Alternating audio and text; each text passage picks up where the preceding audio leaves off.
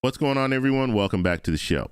So I have a really good clip to show you guys today. This is Representative Womack. He's going to be talking about Social Security and Medicare and making cuts. He says it out loud, and you have to really watch closely to catch it. So we're going to watch that portion of this clip, and then we're going to talk a little bit about this, because this is very, very important. And when it comes to the debt ceiling, when it comes to the budget, and then when it comes to Social Security and Medicare, all these things are kind of tied in to each other. And so we're going to take a look at that. But first off, if you guys can do me a favor, please like the video, subscribe to the channel, hit that little bell notification, and then click all. By clicking all, you'll get notified anytime we post a video. We do daily videos here, so by clicking the bell notification and clicking all, you should be getting updated every day. And just a reminder, follow me on Twitter at the TEC Show Live. Okay, let's go ahead and get to the clip.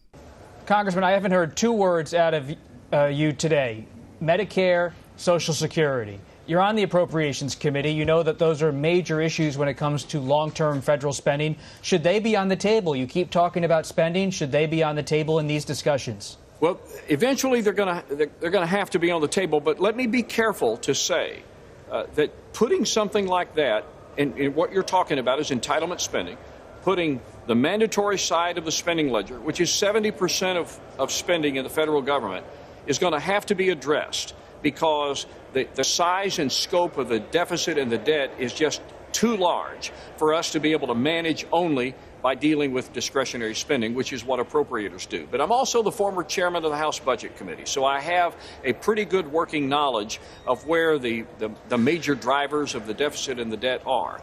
And so when we talk about putting those items on the table, what I talk about is we need to strengthen those programs. Americans rely on those programs. We need to be able to have a full-throated, adult-level discussion about what we can do to strengthen Medicare and Social Security, because if we don't... But when, Congressman, when? Now. It's kind of like planting a tree. When's the best time to plant a tree, Bob? So as part of the debt limit discussions? Today. It's not going to be part of the debt limit discussions, because we've taken those issues off the table. But you've asked me if I think they need to come back into the discussion, and they will eventually have to, because you just can't cut enough discretionary spending to balance the books of the federal government. So this is going to be Groundhog Day for us over and over again. Now, I want you to listen to exactly what he said. Now, and I'm going to end the video with this last part here, but he's talking about discretionary spending, and then he's talking about mandatory spending. Mandatory spending, that's Social Security, Medicare, and some other programs. So when he's talking about those, first off, he's tying those to the debt, which he shouldn't be doing, because Social Security, Medicare, they don't add to the debt. This is the payroll tax money coming in. There's already a trust fund that's set up. That's where the money is coming from. It's not adding to the debt. So he says that he mentions them in the same sentence. And so of course you're going to assume that this is a problem. Social Security and Medicare is a problem for our debt, when it really isn't. So he talks about discretionary spending. He talks about mandatory spending. He says when it comes to discretionary spending, we need more, basically, is what he's saying. We can't just have discretionary spending. We're going to have to make cuts in other places. So he almost, he's basically telling you that in the future, there's going to be cuts to Social Security and Medicare. And I'll play it back just so you can hear it, but that's basically what he's saying. Let's listen. Back into the discussion, and they will eventually have to, because you just can't cut enough discretionary spending to balance the books of the federal government. So we're going to be... You can't cut enough discretionary spending to balance the budget, right? So if you can't, or balance the books, however he said it. So if you can't make enough cuts with discretionary spending, then obviously if you go into the mandatory spending, that's where some more cuts need to be made. That's basically what he's saying. And so he's telling you right there, the next thing that they're going to talk about is Social Security and Medicare, and they're going to be talking about cuts. Now, you notice he's talking about strengthening Social Security. What does strengthening Social Security mean? Does that mean that you're going to make cuts to make it stronger? Or are you going to expand Social Security, which we already know there's some politicians out there, and I would imagine that he's probably one of them, that doesn't want to expand Social Security. He doesn't want to talk about that $2,400 raise for Social Security. But he wants to strengthen Social Security by raising the full retirement age, by making some other cuts that need to be made or that he feels need to be made to Social Security in order to make Social Security solvent and stronger. And so it's very interesting. You need to listen to the words that they're saying, and he's saying it right there. They don't have enough with just discretionary spending. They can't make enough cuts in order to balance the books, so they need to pull money from other places. This is going to be Groundhog Day for us over and over again. So when I say Medicare, Medicaid, Social Security, add net interest on the debt to this issue, because that's all mandatory spending, we have to address those if we're going to sustain those programs. And let me just say one more thing about it. If we don't, those programs are going to get cut on their own because the trust funds are running out of money. Final question, a political one. You know this House Republican conference as well as anyone. If at the end of the day, Speaker McCarthy is forced to bring a clean debt limit extension to the floor, is his speakership safe in that scenario?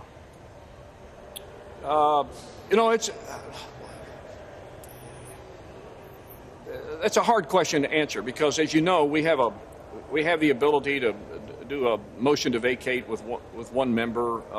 We've got a 4-seat majority. I would just say, as I said earlier, I think Kevin McCarthy's done a great job in putting this conference together on a package that we can agree to. Now, when it comes back, if it comes back as a clean debt ceiling, people in the House GOP are not going to vote for it, and I don't think Kevin McCarthy is going to recommend that they vote for it. We don't want to mess around with the full faith and credit of our country, but at the end of the day, we have to stop the insanity of continuing to do what we've done that have gotten us to a $32 trillion debt.